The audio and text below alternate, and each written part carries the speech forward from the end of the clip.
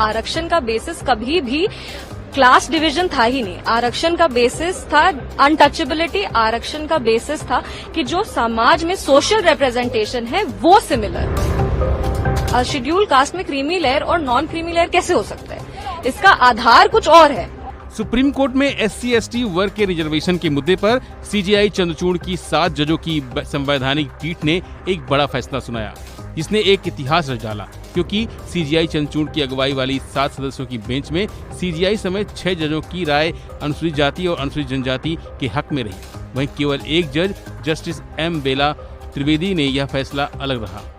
Supreme court के इस फैसले के बाद अब सरकार में शामिल पार्टियां भी इसका विरोध करना शुरू कर दिया है। केंद्रीय मंत्री रामदास अठावले ने शुक्रवार को अनुसूचित जातियों यानी SC और अनुसूचित जनजातियों यानी ST के लिए आरक्षण में क्रीमी लेयर मानदंड लागू करने के किसी भी कदम का विरोध किया है। क्रीमी लेयर का तात्पर्य आरक्षित श्रेणियों के व्यक्तियों के एक वर्ग से है जो सामाजिक और आर्थिक रूप से बेहतर हैं। वर्तमान में क्रीमी लेयर की अवधारणा केवल OBC के आरक्षण पर लागू होती है। अठावले की पार्टी सत्ताधारी NDA गठबंधन का हिस्सा है। उन्होंने कहा कि SC/ST के लिए आरक्षण जाति पर आधारित है। Republican party of India Athawale SC/ST के लिए आरक्षण में क्रीमी लेयर के मानदंड लागू करने के किसी भी कदम का कड़ा विरोध करती है। हालांकि सामाजिक न्याय एवं अधिकारिता राज्य मंत्री अठावले ने स्वीकार किया कि राज्यों को SC/ST को उपवर्गित करने की अनुमति देने से सुप्रीम कोर्ट के इस फैसले से इन समूहों में अधिक पिछड़ी जातियों के लिए न्याय सुनिश्चित होगा। उन्होंने अन्य पिछड़ा वर्ग OBC और सामान्य वर्ग के सदस्यों के लिए भी इसी तरह के उपवर्गीकरण की मांग की है।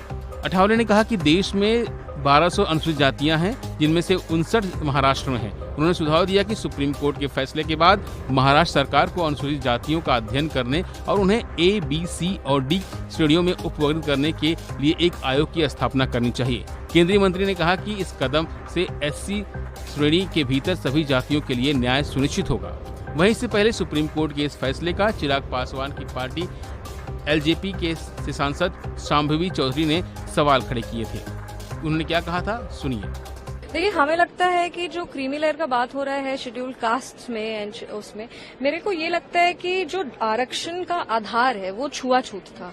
जब संविधान ने हमें आरक्षण दिया था तब उसका जो मेन आधार था वो छुआछूत था। अगर आपकी जाति कभी भी जाति के आधार पे आपके साथ डिस्क्रिमिनेशन हुआ है, अनटचेबिलिटी आपके साथ प्रैक्टिस की गई है या आपको कभी भी उस जाति के आधार पर आपके साथ गलत हुआ है, उन सारों को आरक्षण का अधिकार मिला था ताकि उनका सामान्य प्रतिनिधित्व हो सके समाज में, सोशल रिप्रेजेंटेशन के लिए।